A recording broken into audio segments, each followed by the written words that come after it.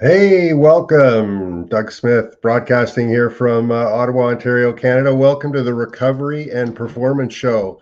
And today we're going to get into some details about recovery and performance and how it relates to change. But first, I'd like to invite in my co host, Dr. Laurie Davis, from Drayton Valley, Alberta. Laurie, good to see you. Good to see you. Hey, Thanks for coming in today. I know how busy you are with the other shows and everything that are happening. It's so crazy right now. What I know. and the way that we're getting the message out there is it really seems to be working. And the people I'm talking to that have come on the show are really happy. And I'm so excited to have Kurt David back, Mm. former professional basketball player, 6'9". So much has happened in the last 4 or 5 months since we talked. I mean, it's incredible, and his work on change is just cutting through the crap, down in the United States, right out of Michigan. And we're looking forward to talking to him about how that's going, and how it's being welcomed into the business world in the US. And you know what I learned from playing for the Los Angeles Kings, that the US was just a hair ahead of us. So we got good things coming if Kurt David's philosophy is working down there. Good. Well, Yeah. Kurt was one of our very first guests to help Mhm. launch our show Yes, he back in was. May. And I because I keep records, I have records. And so I'm really excited to have him back. And he's had a lot happen too. So yes, I heard. I learned this weekend that we're probably on 15 different platforms. Your Home TV, which I'll provide the link today, Oh, um, excellent. has Fantastic. published, has put up 16 episodes. And Wow. what they're doing is Kathy looks at all of our shows throughout the week and she just pulls from the ones that she think that would be really good for your home TV. So it's a mixture of the Today Show and the Press Box.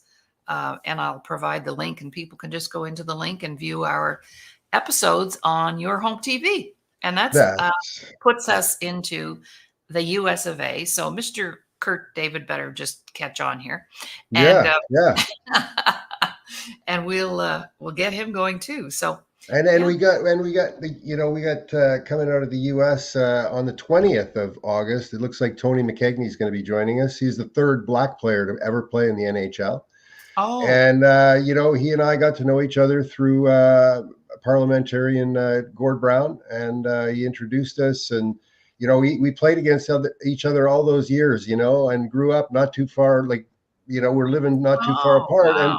and we found each other, and Oh, Tony wow. was living in Ontario. He wanted to get back to the US. He was challenged with a lot of things, and his kids were living in the US. So we put together a plan, and over about 3 years, we got him back down into Buffalo to live near his kids, and be Oh, happy, because he wasn't happy being away from his family, right? So no, he's got no. a great story, though. Third Black player to ever play. And there's one of the things that stands out with Tony, with me, that when he told me one day, he said, I didn't know that being called the N word was wrong until I was in my 50s.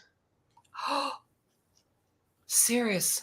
Because he grew up in hockey, like in 19 Yeah. in the late 60s and 70s, and he was the only Black kid, and so like in Saskatchewan, right, with an all Yeah. white family. Wow. And so he made it all the way to the NHL, but because his name was McKegney, um, they when he was in his early career, they brought him into a U.S. town. They wanted him to come play there, and when he arrived, he was Black, and so they literally like sent him back, because he didn't want Oh, to, like, his experience in life was like has been so phenomenal. But he's always been like one of the greatest teammates, like like oh, everybody speaks so highly about him. He never wanted to hurt anybody, but he could have hurt anybody he wanted to, because he's just a big, strong guy, right? But he played fair, and he took the abuse. He just continually took the abuse, like continuously. It's a phenomenal oh, story. wow. Well, we know another big, tall, tough guy, so maybe we should bring him in. Yeah. Let's. I don't want to drop the gloves with this guy. I No. just saw him at Notre Dame about a year ago, and It's always great to see you, Kurt David. It's how is it down there in Michigan these days? Hey, great. Thanks, Dr. Davis. Thanks, Doug. It's always great to see you two again. And yeah, those glory days are over as far as dropping the gloves. Believe me, those were. I go by. I don't go by years. I go by pounds. That was about 40 pounds ago. So There you go. times have changed. Yeah, but anyway, no. What I love about what you're doing is you're making some positive noise. Right? We're all trying to remain relevant and make some noise in this noisy environment we live in today. And making some positive noise is probably one of the best things we can do. And you two are definitely doing that with all the different shows you have going on. What a great guest you have coming up here as well, from what you described just now, Doug. Yeah, well, recovery and performance, we're both in the same world. You and I live in the world of change. You hit it right on the nose, right? And I work on the background, try to figure out the answers with you. So that's our relationship. And how far back do you and I go? This is an amazing story how we met. Yeah, no, you were one of my guests on the TV show. I have a TV show from Glory Days that we interview former professional athletes about life after pro sports and what that transition is like. And of course, those people that know you, Doug, know your story of transition, and it was very abrupt, very sudden with your injury while playing. And so, but your story of how you overcame that from taking a tragedy into a triumph is what is amazing. And we've had you on the show twice, 2 different seasons as a result. Yes, But that's how we yes. first met. We flew you here to Detroit to tape. And then we're like, oh, we got to get Doug back next season. Let's get him back again. So we got you back again. And it's great to hear your story and great to tell people your story. It was a world-class opportunity. I mean, it was phenomenal. And I don't think the viewers might not know this, but I try to mention it to everybody that Kurt, is an Emmy Award winner, right? And for his show From Glory Days, and they put on a first class 5-star environment when I went down there to spend time. So, thank you very much for that. No, appreciate that. Yeah, we're just trying to get the word out and use stories from former athletes, and now we'll get into veterans as well. And that's a new show we have out as well. We can talk about that later as well. Now tell me, you were an athlete, and I have my own opinions on this, and you're dealing with soldiers now, and we all get along great. I mean, I know you probably do too, but what do you see as the difference and the similarities between former professional hockey or athletes, I should say, and military operatives? Well, probably the biggest difference that they remind me of, especially from the military side, is the paychecks. Right? The difference in paychecks. So, when pro athletes go through a transition, they take probably a 95% pay cut, right? When they go from playing professional to back to the real world, unless they're smart with their money, most of them are taking 95% pay cuts. Military, not so much, right? When you come out of the military, you don't have that major pay cut. So that's probably one of the biggest differences between the two, but there's many, many parallels, right? When you look at a pro athlete going in transition, you go from being inside the locker room to suddenly you're outside the locker room. You go from having all the support in the world to all of a sudden you got to find your support. You go from being on a schedule to all of a sudden you're making your own schedule. And it's very parallel to what the military go through as well. I try to mention to the audience too that the conditioning from the age of 5 to be a professional athlete is a little bit different than the conditioning from the age of 17 and 18 when you enter the military. Like, I've never been shot at. We share a lot of similar issues, but there is a fundamental difference between how old we were when we started taking, let's say, enemy fire. Right? Yeah, no, that's a great way to put it. And you're right about the age difference, because, you would think that people that join the military are a little more formative in their years, a little more developed. As an athlete, you start young, you started gravitating towards a sport, either because of your size or because of your physical attributes. But, a lot of the military, in fact, the former military, I've talked to some that they say, hey, what I was trained to do so well, I can no longer do legally, right? And so, yes, if I'm a special forces trained for a very specific task, and when I come out to civilian life, I can't do that legally, right? I just can't do that. And so it's a transition of what their skills are. As an athlete, you might still be able to keep that skill, right? Depending on the sport, definitely not the same level of play, but you're able to keep that skill at least and still play. I know, like with you still put the skates on every once in a while, but are also involved with other sports, ping pong and different things that you do to maintain Yes. your attributes. Yes. Yes. And Laurie, do you have any input? Yes, in the veterans that I've been not only interviewing on the air but working with privately, uh, their big challenge is that sometimes, when you mentioned, Kurt, about they get looked after, a lot of them have had to really fight to be looked after, Mm-hmm. and don't really know how to maneuver the governmental system to get the pensions that they're entitled to. So I've worked with a few of those who really struggled. One gal I know, she worked for 18 years through the legalities of everything to get her money. Wow. So sometimes there's a fight. So then what happens? Perhaps the less educated or the less persistent or the less whatever get frustrated and give up. And that's why we have some of our veterans on the streets. Yeah, on the streets or unfortunately taking their own lives as a result. Yeah, no, it's very sobering. I hear often, yeah, there's a 22 every day, or I mean, it's a sobering 22 a amount. day. Yeah, Yes. it's very sad amount, no question about it. I mean, I often hear veterans talk about how, boy, I have $1 million worth of benefits that I'm just not sure how to access, right? What's the Yes. red tape to navigate through? Yeah, I mean, the maneuvering process, Well, because they've made it difficult. Yeah, so they made it confusing. So you need you need to have that map, and that's what Veterans House is doing, and that's why Veterans House is involved with the Disability Channel now, just because we want to help people like uncomplicate things, and it should be checkbox. There's in this day and age, some machine should be making whatever they've got to accomplish and the information they've got to get from you in a checkbox format. Just check yes or check no, and it should be that simple. And I think we're going to get to that, but it takes a long time to change that old system, right? Yeah, no, you're right. And we'll have to get my radio partner on. His name is Josh Perry. She and his wife started an organization called Vet Life or Vet Fest. They have a Vet Fest, but they also have Vet Life. They call it vetlifetoday.org. They're starting an app called Battle Buddy, in which veterans can access on the app all their services, all their records. They're in the process of rolling that out and making it nationwide in the United States. And so we're working on that right now. That's one of the projects he's working on with his organization.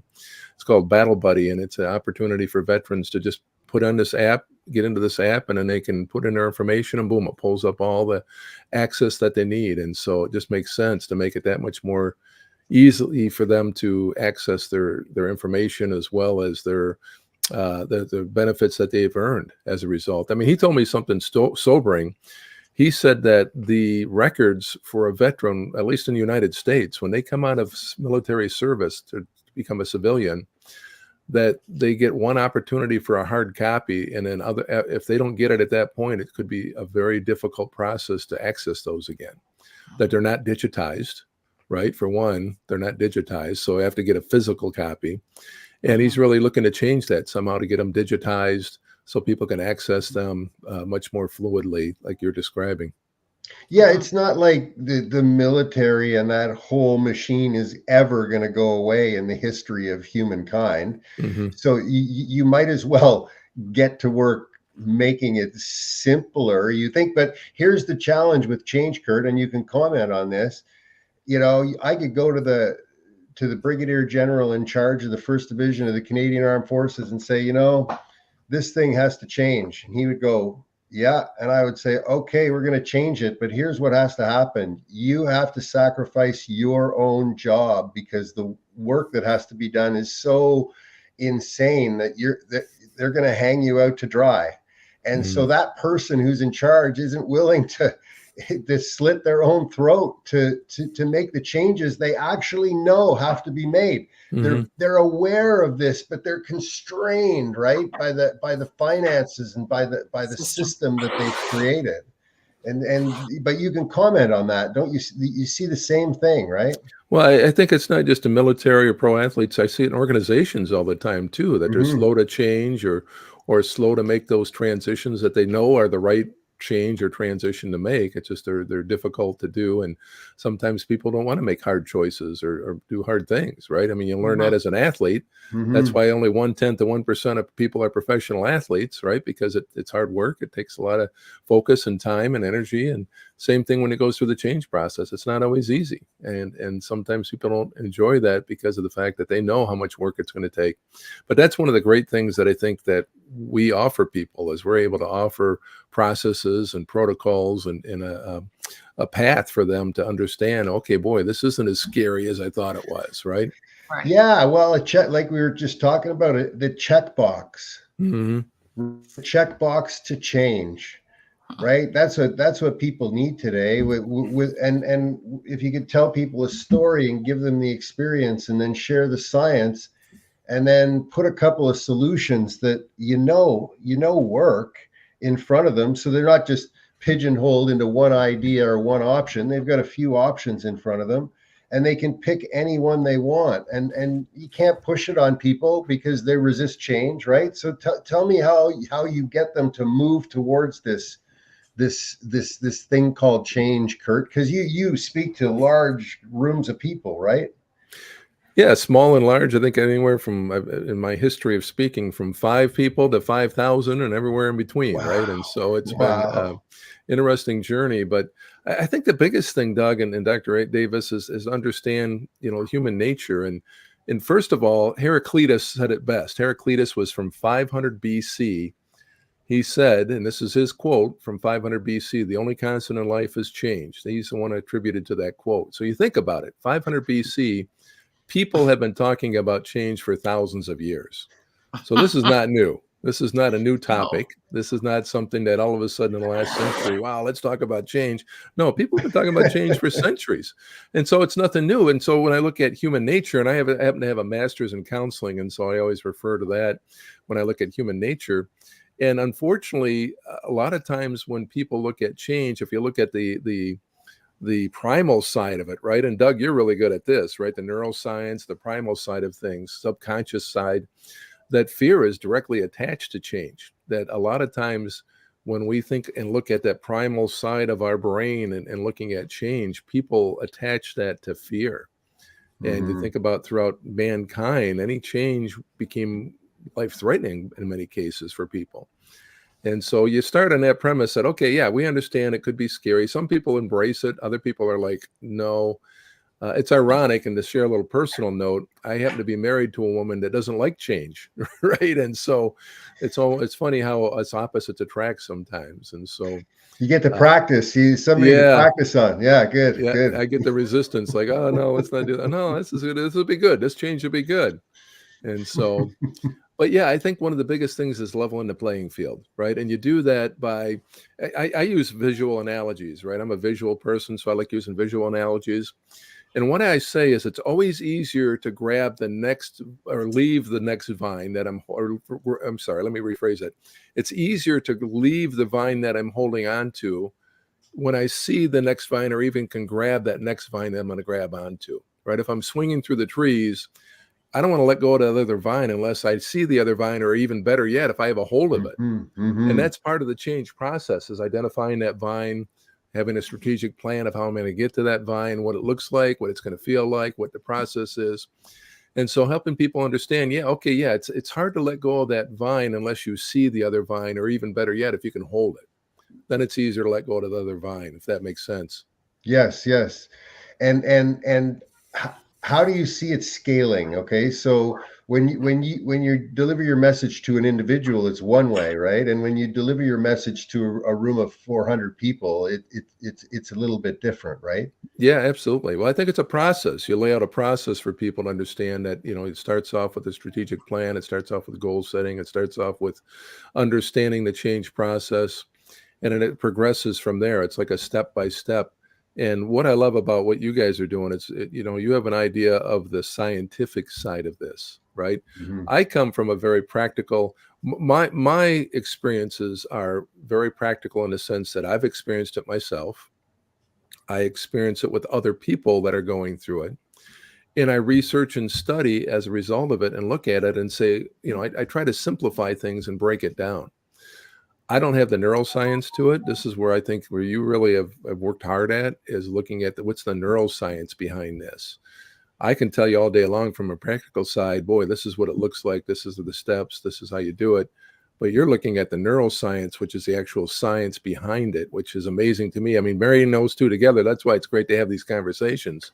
Well, Because philosophy and neuroscience are coming together, and the reason they're coming together is because of artificial intelligence. What do you mean? Because the whole world is trying to see if artificial intelligence is going to be able to take over mankind. Okay, Mm, and that's not going to happen, not in the near future, because artificial intelligence is missing one important point, and that's consciousness. Because correct. consciousness has been identified as a separate piece of anatomy.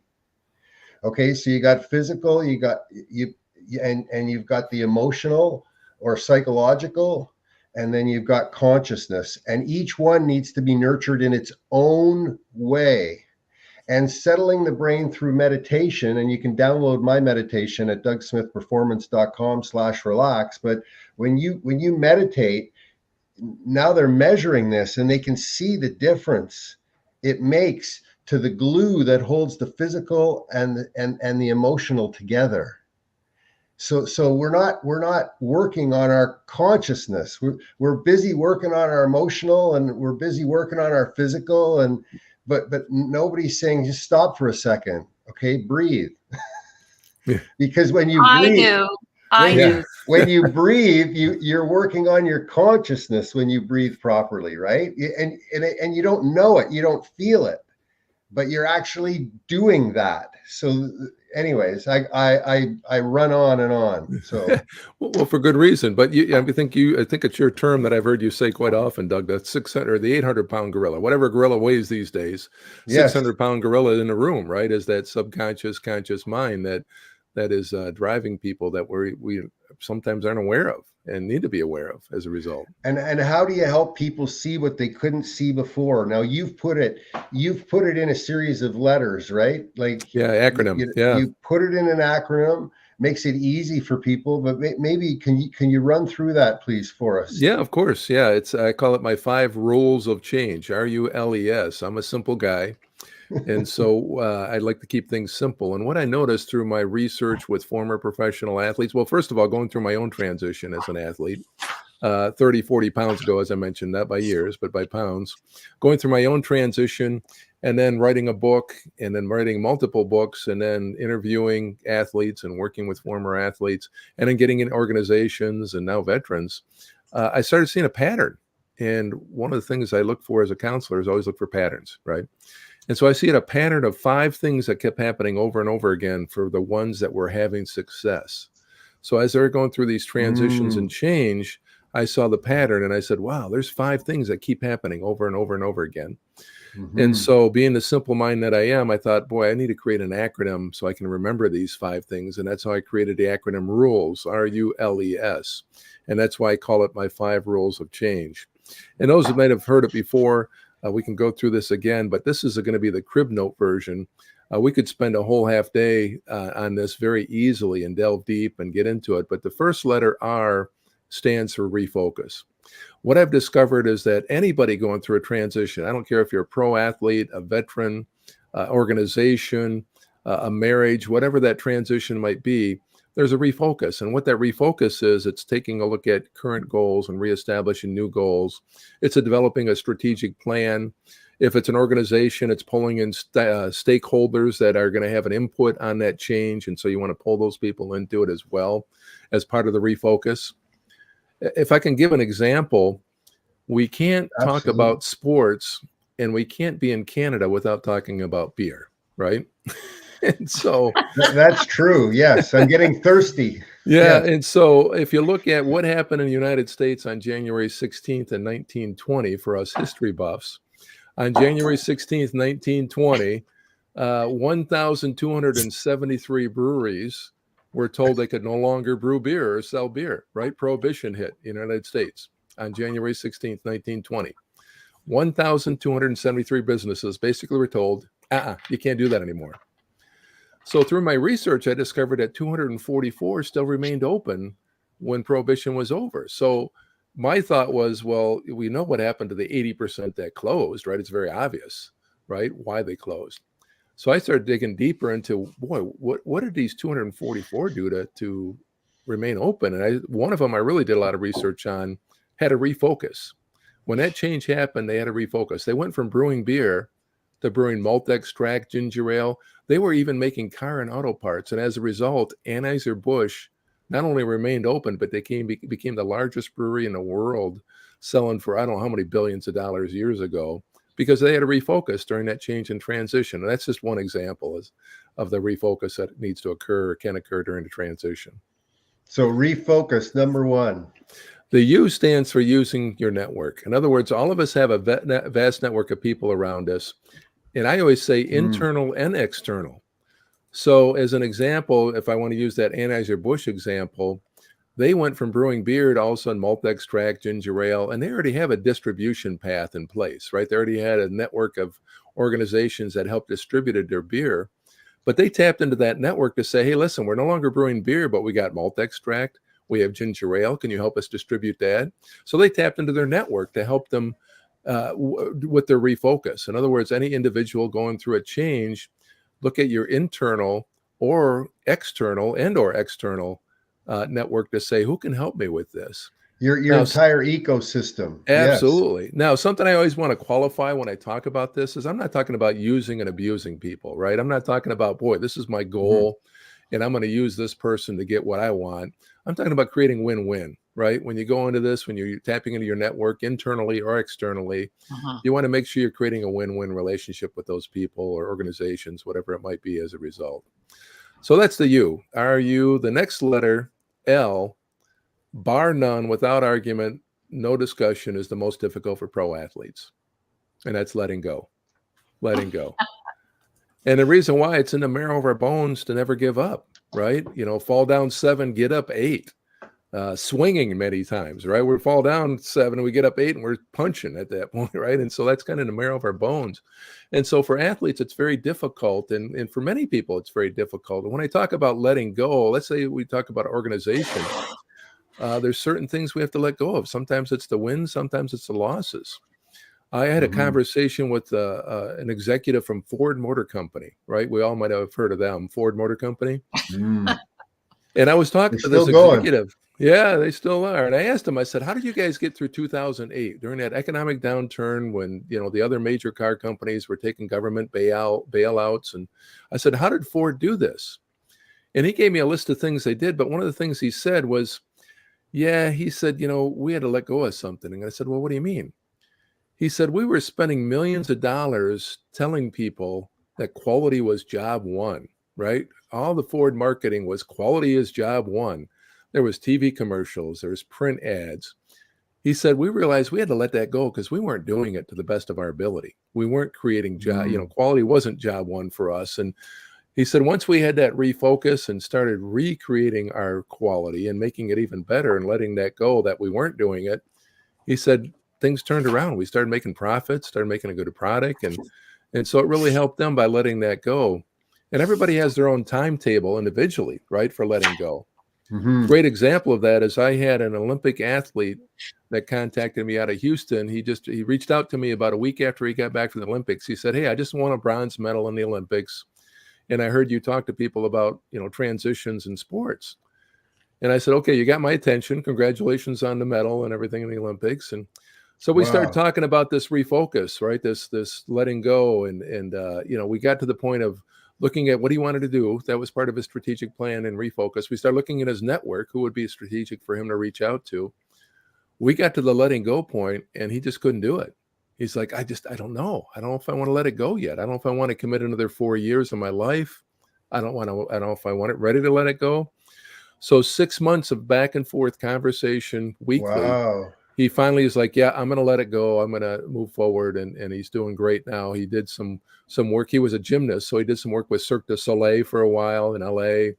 Now I understand he's doing some stunt work for Hollywood, doing things of this sort for stunt work now. But he let go, but it took him a long time. In contrast, I had a phone call from a Major League Baseball agent who said, hey, my pitcher just got released in spring training. Can you sit down with him? So we started working through the 5 rules of change. And within a week, he's like, Kurt, I'm done. I'm not being a pro athlete anymore. I'm going to move forward. He was able to accelerate his change because he let go of the fact that, yeah, I'm not a pro athlete. I'm pretty focused now. I know what my new goals are and where I'm heading. And so everybody's different, though. But it's an important aspect of moving forward, of letting go. It's very important. 100% of athletes need to, but a very tiny percent of athletes ever do. Mm-hmm. Really, I mean, it's a small number, and if they do, they become so much happier. Yes. So much more content, so much less alone, so much, less isolated. Don't you find? Oh, absolutely. Yeah, it's part of their mental health is Yes. understanding that. I use an analogy of the Roman Empire, right? I like history too. You're going to find I like acronyms. You're going to find I like history. During the Roman Empire, when the generals would come home from conquering lands, let's say a general conquered Alexandria, and they would come back to Rome, and they had these big parades for the general, right? It was like a Super Bowl parade or a Stanley Cup parade back at the hometown. And what they would do is a general would be going through the parade of they call them campaign. If you can look it up in history, it's called a campaign in the Roman Empire. And the general would be going through in his chariot. They even had their family in a chariot behind them, all dressed in white. But this is written in history, and you can read this, that as the general is going through all these accolades and, all this praise about coming back from this conquering land, they have somebody on the general's chariot saying, all glory is fleeting. All glory is fleeting.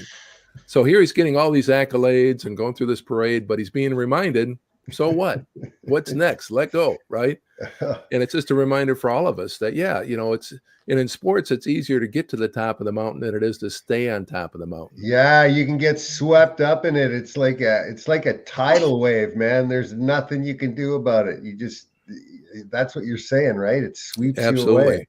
Yeah. And it could be that way. I could be the best salesman in my department, but it doesn't matter. What's next, right? You're going to do it again next year, or you're going to do something else. And so constant change, constant transition, even at that level, right? Regardless of what I do, whether I'm a pro athlete, a veteran, a salesperson. Are we seeing a unified approach, Kurt, to this epidemic issue? Like, are you seeing the league say, hey, we're going to do something that's, not collusion, I mean, collusion is just all over the place, right? Because it's a different economy. So are you seeing it happening? I think to a certain level, I think they're putting, they're getting a lot of negative press. And so, if you look at the NFL as an example, there's a lot of negative press for these athletes because bankruptcy rates, divorce rates are so high, even domestic violence, anger. Yeah, absolutely. And so they're doing some service, some of it I think is just lip service, but is it having an impact? A little bit, but the way I frame it, and I had a conversation with the president of one of the professional teams, and I asked him point blank, I said, what are you doing for your former athletes? What are you doing to help them transition? And his point blank answer, I think, says it all, right? He says, well, that's between the athlete and their agents. Because basically, you look at athletics, they're a commodity. They're a commodity. And for one athlete, for one athlete you haven't placed, you got 100 behind them, right? Yeah. And so, I get it from their business standpoint, but yeah, I think they're trying to do something about it. It's nowhere near what it could be, or what but there's some organizations, there's some people that are working on it, but back to here's the problem. There isn't a fair process to figure out, who should be doing this work and who shouldn't be doing this work. Correct. Yeah, there's a lot of different processes. There's lots of different opportunities and ways of doing it. It's just a matter of which one's right for which organization, or for which team, or which player, which veteran. And so that's why I think that's why it's important to have multiple, because what might connect with one person may not connect with another person, so to speak. Wow, you still have to have a wider range program, right? That's servicing everybody and every single brain, not just their brain, because geez, it's not working today, and they're having trouble. It's got to be everybody's brain. That process for transformation that you talk about has to be consistent no matter who you are, or we haven't discovered the right system yet. Don't stop looking. Yeah, Right. and that's why I like to keep it simple because, we could get into the weeds, we could get very detailed, and there's a time and a place for that. But, bringing in the 30,000 foot level first and then taking it down into the weeds from there. But if we go from RUL, the next letter is E, which stands for execute your plan. Yes. And the image I use for that is an old water pump, a hand water pump. For us older people, you remember the old water pump that you had a handle on that you had to pump, but also sometimes what did you have to do to get the water out? Not just pump it. Sometimes you had to prime it, put some water in there, right? And it's that way in the change process, right? Rarely does change happen with one pump and you get water. Usually you have to pump. Sometimes you got to pump again. Sometimes you got to reprime it, which is refocusing again. Oh boy, we got to change something here. Then let's pump it again. Take it I, through the save loop. Yes. yeah, Okay. exactly. Yeah. I like using a growth model called PDCA, and it could be different names for it, but the acronym stands for plan, do, check, and adjust. And during the executing your plan process, sometimes that plan, do, check, and adjust might need to happen. In other words, you plan it, which is part of your refocus. You do it, Mm. you check the results. And to be honest, Doug and Dr. Davis, this is where a lot of people differ the haves from the have-nots. They stop when they see it doesn't work. They plan it, they did it, they check the results. It's like, oh, it didn't work. Well, no, this is where you need to adjust and do it all over again, right? And it's that way through the change process. Rarely is it one pump and the change is happening. Hmm. This is where the grit comes in. This is where the work comes in. This is times you sometimes have to adjust on the fly as you're going through the process as well. And so, that's why I like using a water pump, because it's not always a one pump and you get it right away as a result. Like the Zig Ziglar story. Zig Ziglar had a great story about the pump that you got to keep pumping. You Yes. stop pumping, the water starts going down again. Yeah, yeah, no, absolutely. And that's part of the change process as well, as it's just a plan, do, check, and adjust. I like using, Edison's great example of that. If we look at his process, and I have no idea what the number is. Anybody have any idea what the number is? How many times he failed when creating a light? 9,999. Yeah, whatever that number is. I've heard 1,000, I've heard 1,000,000, No, right? Everybody it has was different numbers. 10,000 the light bulb came on. Oh, okay. All right. So, or did he just go through that PDCA process that Yeah. many times until he finally found it? Did he execute his plan through all the changes he had to keep going through until it finally happened? And that's, to me, it takes failure out of the equation, because to me, now it's just a learning process of saying, okay, yeah, it didn't work. Now let's adjust and let's do it all over again. And so, I used to think, and I thought this as an athlete, that the opposite of success was failure. That if here's success on this side of the spectrum, on the opposite side of the spectrum is failure. Then I realized failure is actually an integral part of success. I mean, you think Absolutely. about it, as an athlete, you take your muscle to fail, right? To build your Yeah. muscle, you got to take it to fail. And I realized in life too, boy, failure is an integral part of that. Not that we purposely try to fail, but as we fail, we learn, we adjust, and we continue to execute our plan in order to go through that change as a result. So that's the RULE. The last letter, S, stands for someone. What I discovered that everybody going through a transition, whether it be an individual or organization, has someone, a mentor, so to speak, that they tapped into to really learn from and help them through that situation. So they're not alone, right? Another set of eyeballs is what you're saying. Well, and it doesn't necessarily have to be somebody older, just somebody who's there where they want to be. As a great example of that, I mentioned about Ford Motor Company earlier. And the executive had shared with me that when they were going through 2008, they actually pulled in a mentor, somebody who had been through a very difficult change in the 80s. He actually was with Ford Motor Company before. He left Ford Motor Company to go to Chrysler to help them through a very difficult time in the 80s. And as a result, Ford Motor Company had tapped into the mentorship of Lee Iacocca in order to get through the struggles that they went through in 2008. Hmm. And, I've talked to enough athletes that they had mentors to become TV broadcasters that were, a friend of mine played in the NBA for 8 years. And during that time, he was constantly going in the TV studio to learn about TV broadcasting. And now this friend of Hmm. mine's been doing Detroit Pistons games for the NBA for over 30 years now as a result. So he had a mentor as a result that Wow. helped him through that. And so tapping into one person, again, it doesn't have to be somebody older, just somebody who's doing something that we want to do and to help accelerate that and learn from that.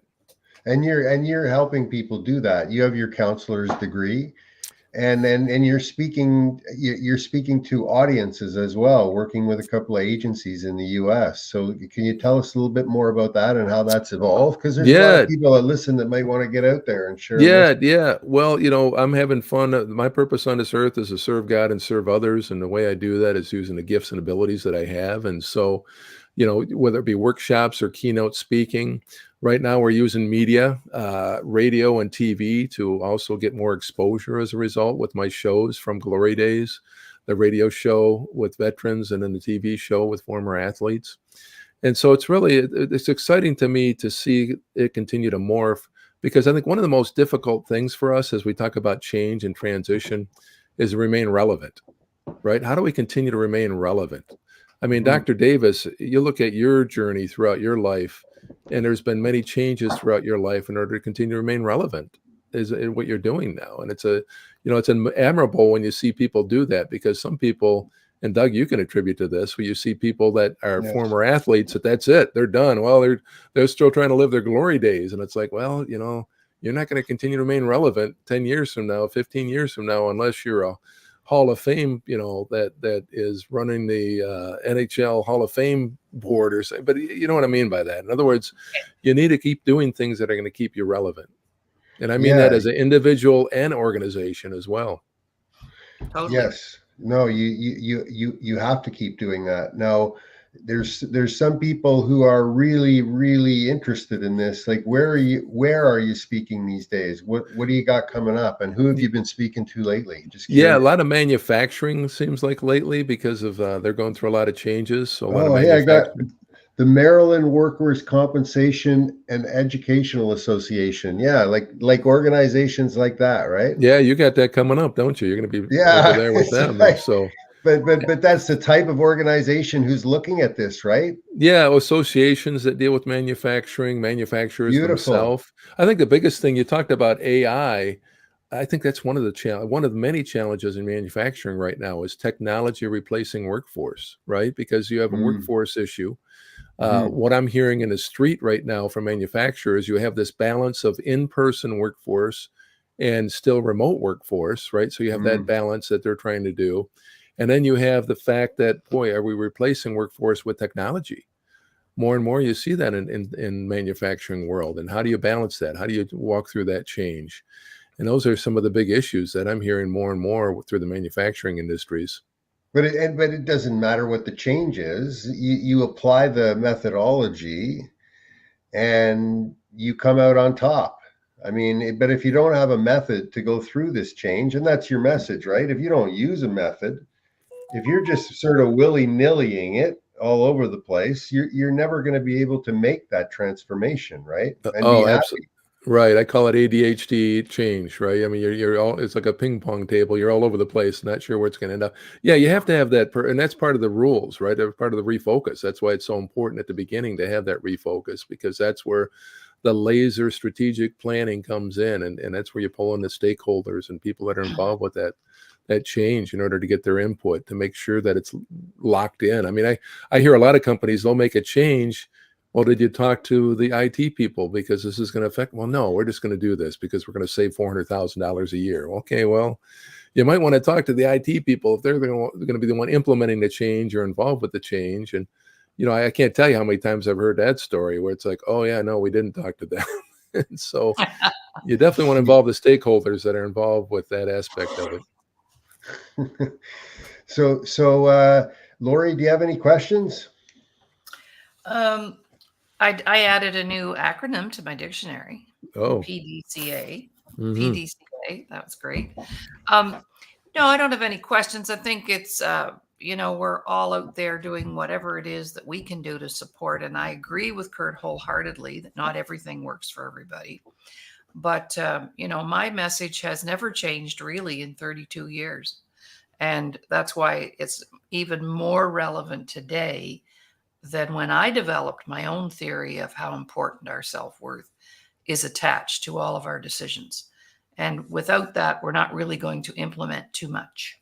And that's been my experience. And when Doug spoke about the consciousness, when people become, and what all the work that we're all doing is we're helping people to become more aware of what's going on around them. So once I become aware, that raises my level of consciousness, which then I can put value on the fact that I do have the ability to change. There's two ways to change. You either change on your own because you realize things are dysfunctional, or something happens and you're forced to change. And I think we've all had that experience. So that's just my 2 cents worth this morning. No, absolutely. I think awareness is the very first key. I mean, it's one of the first things you learn in counseling is helping people become aware of what's going on, whether it be their environment, whether their situations, whether it be their processes. And, awareness is always the first key, in my opinion, as well, of helping people walk through that. That's why what you do is so important, because of helping people become aware, but then also understanding their worth as a result of that, right? It's like, oh, I didn't even think about that, right? When you get those aha moments, that's the fun for me. When you have people that, Yes. whether it be a group of people or individual, and they have those aha moments, like, oh yeah, I didn't even think about that. It's like, well, That's good. right. Now, hopefully you Yesterday, are. sorry. I'm sorry, No, no, Kurt. no, that's Um, good. What happened yesterday? Yesterday we did a show on denial. Yeah. Denial. So what am I in denial about today? I ask myself that every single day. And if Ooh. I'm in denial about something, whether it's my health or my finances or my marriage or my kids, that's a sign. And then there's behaviors that are attached to being in denial. And some people are actually in denial about being in denial. I'm not in denial, really. Well, you know what? Can I piggyback on top of that? Because I think Absolutely. that's very important. Yes. I believe, and this was the case for me, that sometimes we're not even aware of that denial. I'll give you a great example. I sat down to the coach, and this is why it's so important to have people around us that we can trust and provide input into our lives. I sat down with the coach years ago, probably about 6 to 8 years ago, and he and I were going through my life and what's going on and what I'm doing. And he looked at me, and he was brilliant in the sense that he looked at me and he says, Kurt, he says, you're doing this, you're doing this, you're doing this, you're doing this, you're doing this, and you're doing this. He says, those are all great things. They're all amazing things, what you're doing. He says, the problem is you're doing this, you're doing this, you're doing this, you're doing this, you're doing this, you're doing this. He says, you're so divided. Your focus is so divided. And it was an aha moment for me to realize, wow, to me, it wasn't a denial as much as just not aware, right, of the fact that, yeah, you know what, I need to narrow my focus because I can be involved with all these great things and they are having an impact on people's lives. But if I really want to take it to the next level, I got to get laser focused. And having and the reason why I bring that up is having someone around you to help identify aspects of denial, because we aren't always aware of what we're even denial about, or even just aware of what's going on within ourselves. And so having people around like yourselves that can help people become aware of that is so important. And your show on veterans, there's a lot of cross-pollination that needs to happen here because perspective is everything here, right? Everybody wants to express what they know, but they don't want to look for perspective. And this is an opportunity for us here with your new show from Glory Days, this show to maybe cross-pollinate and share with people other perspectives of what's going on, so they know how, at times, so they know how good they have it compared to other people. Well, and I think, I would like to think that all of us have a goal of helping other people, right? I mean, having titles is great, making money is great, but I found the real value is having an impact on people's lives. And these shows are about former professional athletes. They're about military transitioning to civilian life. But one of my goals is not just to help that population, but to have people listen to these stories and watch these stories and learn from them to say, wow, I'm not a former professional hockey player, but boy, when Doug went through that, oh my goodness, how he overcame that and the things that he did. When I hear about this veteran story about what they had to go through in their transition, like we had Travis Mills, who's a quadruple amputee as a result of an explosion, right? He lost all 4 of his limbs, still alive. And we had him on the show. And for people to hear his story, whether they're military or not, but to be inspired and learn, wow, okay, yeah, I'm going through a rough time right now, but boy, listen to the way he handled it and what was his attitude and what did he do? Mm-hmm. Those are the parts, it's beyond sports, it's beyond military, in my opinion, because we can take it to people and help them understand and connect those dots, if that makes sense. Yeah, well, it lines up perfectly as we usually do. The human brain doesn't know the difference between recovery and performance. It just wants to get better. Mm-hmm. And we do some things to it that make it get worse, and we shouldn't do that, right? But we should be more aware, and we do things physically and psychologically to it. Yes, 100%. Right? No question We about it. pound ourselves hard. Bruce Lee used to say all the time, you never speak negatively about yourself, even as a joke. Mm-hmm. I just saw something about Michael Phelps, the swimmer, the Olympic swimmer, talk about how every time he passed through a doorway, he gave himself an affirmation. Just one little wow. every time. So think about the number of doorways we walk through in a day. He said that was good one. I like that was one. part of his mental training. Was every time he walked through a door, he gave himself a quick affirmation, whatever it is, right? Yeah, I love it. Boy, you got Well, I'd quicker. like to just, I'm sorry, Kurt, I No, just no. keep interrupting you because I know we could talk for hours. We have. So when you talk about helping others or teaching others, I learned that I can't help anyone that's not prepared to help themselves. And I can't teach anybody anything that doesn't want to learn what I have to offer. So I thought, well, then, how do I refocus that? So I did that by asking myself 3 questions. And the first one is, why am I here? Well, I'm here to make a difference. And you may or may not be open to that, right? So then the second question is, what did I want? Well, I want to make a difference. And then the third question is, what am I willing to do to get what I want? I'm willing to continue to make a difference. So I had the same answer to all 3 questions when I decided that, it was I time. can't help anybody and I can't teach anybody anything unless they are willing and ready. Boy, So that's some people are willing, right? Yeah. But they're not ready. And other people are ready, but they're not willing to do the work.